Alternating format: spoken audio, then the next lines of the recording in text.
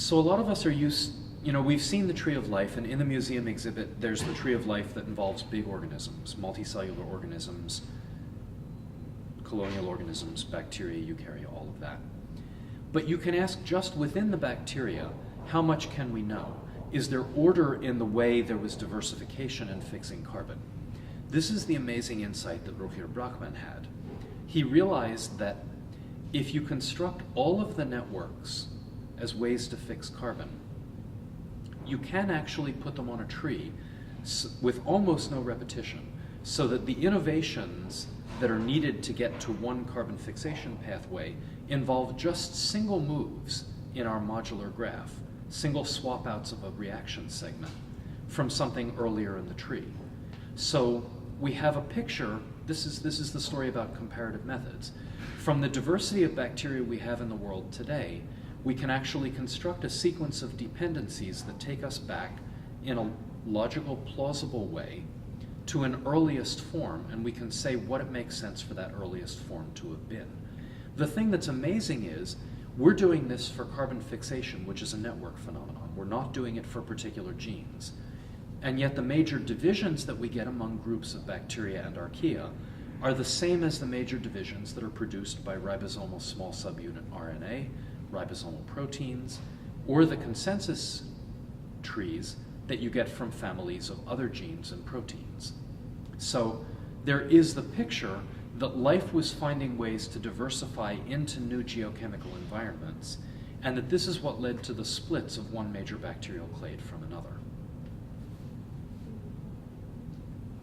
Great. You guys have any questions? Well, he was going to tell us about Frankenstein. So Oh, Frankenstein. that's my question. Okay, it's a few slides later there. Okay, so What that's is Frankenstein?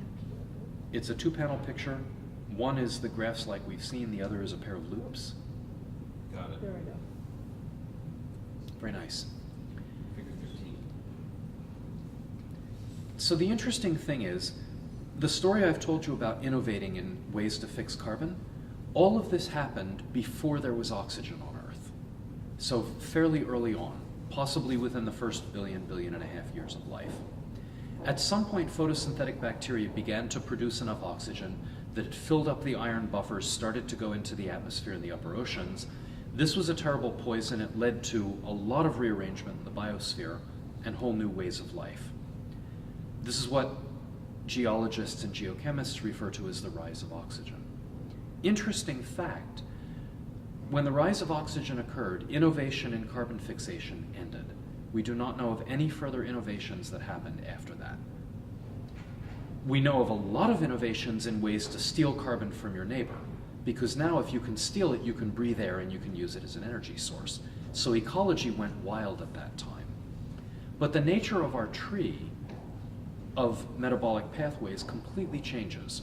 So the graph that you have in front of you there is a graph of methylotrophs and methanotrophs. This is a pathway by which organisms can take methane that somebody else made, and with oxygen they can respire it to carbon dioxide and get both building materials and energy. The remarkable thing is that this pathway has no new innovations in basic reactions. It's like the perfect Frankenstein's monster. It has pieces of pathways from all 6 of the carbon fixation pathways cut out of them and sewn together. It's the kind of thing that back in Mary Shelley's day, people imagined you would use if you were going to try to make life out of pre-existing life. The amazing thing is, this was done at the level of pathway segments by this remarkable group of proteobacteria.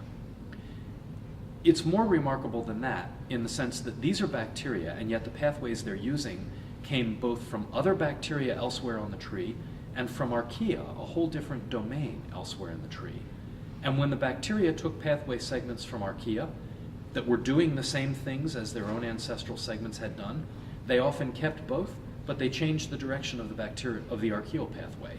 So now you can have a pathway that will run in either of 2 directions. One you got from your parents, the other you stole from your neighbors. So you realize that we start to see the complexity of evolution come in with the complexity of ecology, powered by the rise of oxygen. But what's the important point for us? In the history of life on Earth, the rules don't always work the same way. in the beginning, the rules are simple and they deal with innovation and taking one step at a time. In the later stage, you see these amazing sort of earthquake-like rearrangements of the accumulated innovations of the past that are mediated by the ecosystem. And so those are the kinds of changes that we see and that we want to use to distinguish the simple era from the